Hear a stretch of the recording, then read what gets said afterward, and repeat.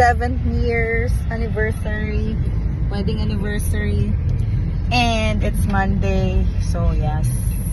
And what do you do when your husband told you told you if you're free for lunch or dinner, and you're like, why? What's happening?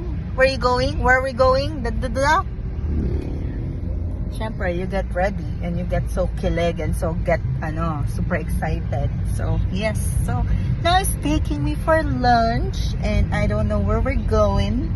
I'm super kilig, super excited, and super anywhere. I'm like, what? So I told you to dress up, right? yes, to dress up, and I must have changed my outfit 3 times, at least 3 times. Because we're eating at Mang Inasal. Yes, sabi niya Mang Inasal daw. magkakamay tayo. It's okay, but I dress up like I'm wearing mini dress. Well, not super mini, but it's like a summer dress, and I just put a coat on or a blazer on. And yes, so I don't know where we're going, but I'm super kilig, super excited, because it's Monday, and it's not random because it's our anniversary, but this is his first time ever telling me to let's go.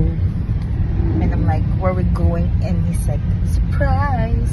So okay, maybe we're going to the airport, and we're gonna go straight to Paris.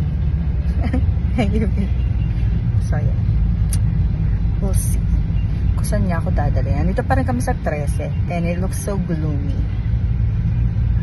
So yeah, ayan. Ciao. So we're here na. Nandito kami sa Anzani. I don't know what Anzani is. Never ko to nakita sa Facebook, newsfeed, or anywhere. So ano to? Paano mo to nakita? Secret. Secret daw. Comment down below kung paano niya to nakita. Kasi lagi ko siya sinisenda ng mga kakainan, and I don't think I've seen this before. So, yeah. Okay, Google ko to dito.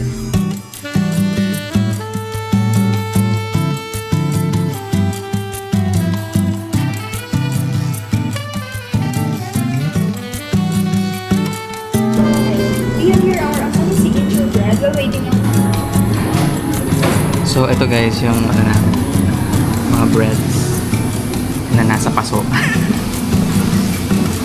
Complimentary ba to o additional? May bayad?